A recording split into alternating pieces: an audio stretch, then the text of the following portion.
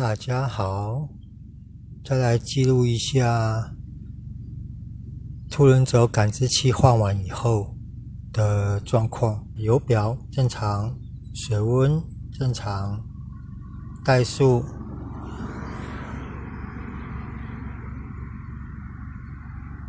很稳定，机油压力有点偏低，可能要换油了。然后水温95度，90出头，那个水箱风扇刚开，油温90度，那个凸轮轴感知器换完，开起来很顺，直觉的感觉就是排气管的声音变小了，然后排气管一样没味道，可能有机会再多开几次，再跟各位回报状况。希望只要换凸轮轴感知器就 OK 了。因为我车会熄火这个问题，我只有去验车的时候才会发生，不知道为什么。我这边到验车的地方大概20-30公里吧，来回差不多20-30公里差不多。那每次只要到了他那附近，车子就开始怪怪的。然后每次只要进去验车，一定会熄火掉在里面，都要弄很久车才会再出来。一开始都会认为汽油泵补的问题，所以都会拆那个进气软管喷汽油进去，但是不是每次喷每次都有效。然后就像我之前讲的，凸轮轴跟曲轴感知器若出问题的话，电脑会无法判定活塞的位置，它在进气还是它在排气，还是它在上时点还是在下时点，它没办法判断，所以会造成它的点火跟供油都异常。那这个跟之前我说吃到过期汽油的感觉是绝对全部都不一样，所以后来我才会觉得说，再加上我前几片吧，我有讲到我就是有把火星拆器起来测试，它的点火，它不是每次都有点火，然后点火的颜色偏橘黄色，就感觉比较弱的感觉。要以火星塞来讲，正常它点出来应该要偏蓝才对。那这个我再观察看看，其他的部分就是还记得我那次有把我的那个废油回收罐升级嘛，然后它那个滤网没有被推下来，表示应该它的堵气效率没有那么强，它通气是正常的。如果你通气不正常的话，可能我塞的，因为那个白铁的滤网我是塞进去而已，我没有塞很松，轻轻拉就会动。如果说堵得太严重的话，它会被吹下来才对，但是它并没有发生，所以应该是正常的。我刚突然摸了一下，废油回收罐很烫还是可能要再换个位置。但是如果再换位置的话，只能换到后面那边。后面那边的撞气效率会比较好吗？我就不确定。没关系，这个到时候再看看。因为我还是觉得，如果它的气出来，如果能够经过冷却，凉一点再进去，因为毕竟进气效率来讲，你进去的空气温度越低，它的那个含氧量会越高，当然它燃烧效率就会更好。所以这个我可能还会再想办法弄一弄，要不然真的这个这个温度蛮烫的，手不能一直摸住会烫。那这个曲轴感知器，就像我刚刚讲的，它的应该现在也够热了啊。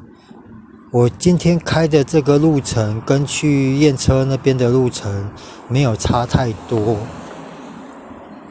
然后如果我刚也停了一会儿，原地停，然后就稍微在模拟那时候在验车场里面等待的时候，它原地发动嘛。我也模拟了啊，但是也没有发现熄火的状况，应该可能这样就好了吧。所以，总之还是像之前讲的，如果你们在要更换零件的话，有安全性的东西，尽量选择原厂。但是毕竟老车很多东西可能原厂已经不提供了，如果拿得到原厂的是最好，如果价钱差不多的话，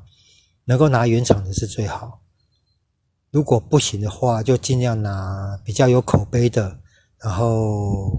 就像我讲的，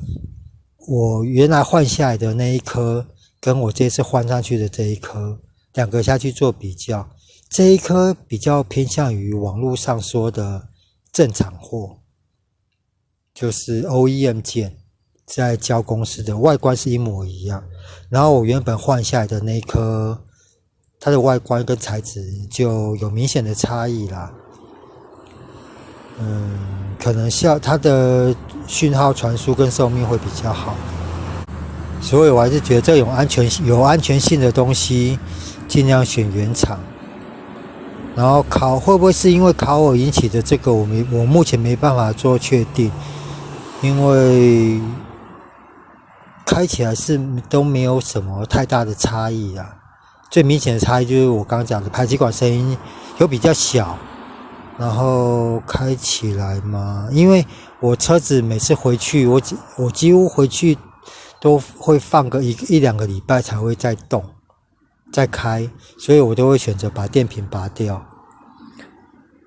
那如果你把电瓶拔掉的话，车子的那个学习效果就会归零，所以每次开出来我都必须开蛮长的一段路程，车子才会再重新学习我的驾驶模式。每次开一段路以后的感觉啦，都差不多，可能就恢复正常了吧。我这台车会顿4下，有第5档的感觉。变速箱看起来那边有一张贴纸，这边这个，但是我目前现在看不出来那边是写什么东西，都模糊了，都烂掉了。然后从外观看，好像也没什么差别，因为只是感觉看得出来这颗变速箱跟引擎本体的颜色是有差异在。然后引擎我可能该有机会洗一洗了，变速箱有可能也准备要换了。那关于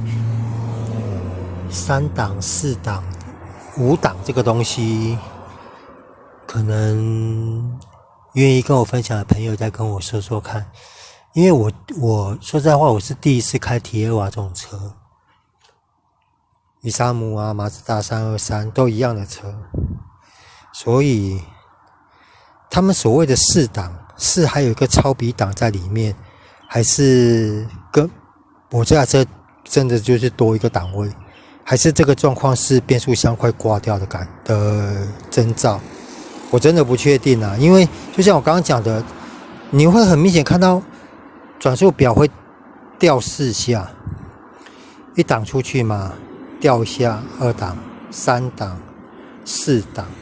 然后到70又会再掉一下，5档，就很奇妙，不知道为什么。好啦，那这个疑问有空我再研究看看，因为我在网络上查资料，并没有很明确的说法，可能这种东西比较少人谈吧。